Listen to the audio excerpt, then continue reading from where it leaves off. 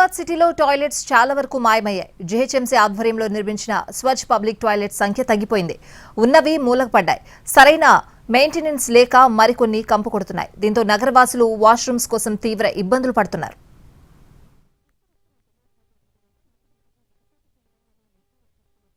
దానికి అనుగుణంగా public toilets నిర్మాణం చేపట్టింది.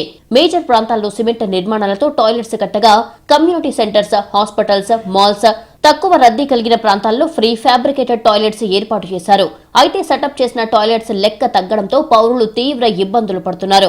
స్వచ్ఛ టాయిలెట్స్ నిర్మాణంలో భాగంగా 56 కోట్లతో 2,000కు పైగా నిర్మించింది జీహెచ్ఎంసీ. వాటి నిర్వహణకు దాదాపు 35 కోట్లకు పైగా నిధులు వెచ్చించారు. ప్రస్తుతం 1,385 టాయిలెట్లు మాత్రమే ఉన్నాయి. అధికారులు చెబుతున్న లెక్కల ప్రకారం గత 2 ఏళ్లలో 780కి పైగా టాయిలెట్స్ మాయమయ్యాయి.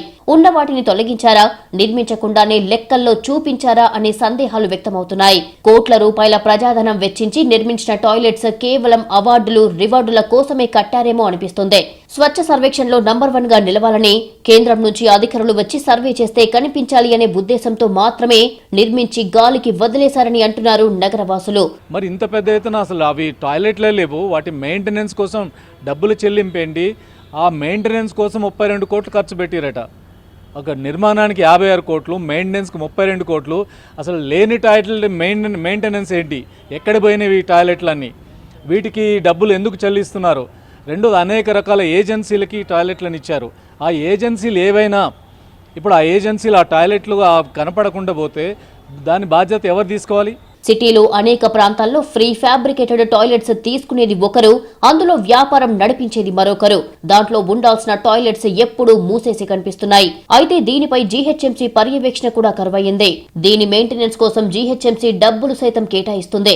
మరి అవి ఎక్కడికి వెళ్తున్నాయో అని ప్రశ్నిస్తున్నారు ప్రజలు. పురుషులంటే ఎక్కడో చోట వెళ్లే అవకాశం ఉంటుంది, మహిళలకి అసలు టాయిలెట్స్ లేకపోతే చాలా సమస్యగా ఉంది. నగరంలో ఏదైనా షాపింగ్కి వెళ్ళినా, ఎక్కడికైనా వెళ్ళినా కూడా టాయిలెట్స్ అనేవి అసలు లేని పరిస్థితి. అట్లాగే సులభ కాంప్లెక్స్లు కూడా నామమాత్రంగానే ఉన్నాయి. గతంలో ప్రభుత్వం పబ్లిక్ టాయిలెట్స్ పెడతామని చెప్పేసి కొన్ని కట్టడం జరిగింది. అవి కూడా మెయింటెనెన్స్ లేక మూలబడిపోయినాయి. అవి ఎక్కడ కనిపించట్లేదు అసలు ఈ మధ్యకాలంలో. హైదరాబాద్ లో కనీసం 5-6 కిలోమీటర్లకు ఒక పబ్లిక్ టాయిలెట్ కూడా లేదు. ఉంటే సరైన మెయింటెనెన్స్ కనిపించదు. వాటర్ రావు, క్లీన్ చెయ్యరు. దీంతో బయటికి వెళ్లినప్పుడు మహిళలకు ఇబ్బందిగా మారిందే. ప్రభుత్వం ఇప్పటికైనా దృష్టి సారించి సమస్యను సాల్వ్ చేయాల్సిందిగా కోరుతున్నారు నగర ప్రజలు.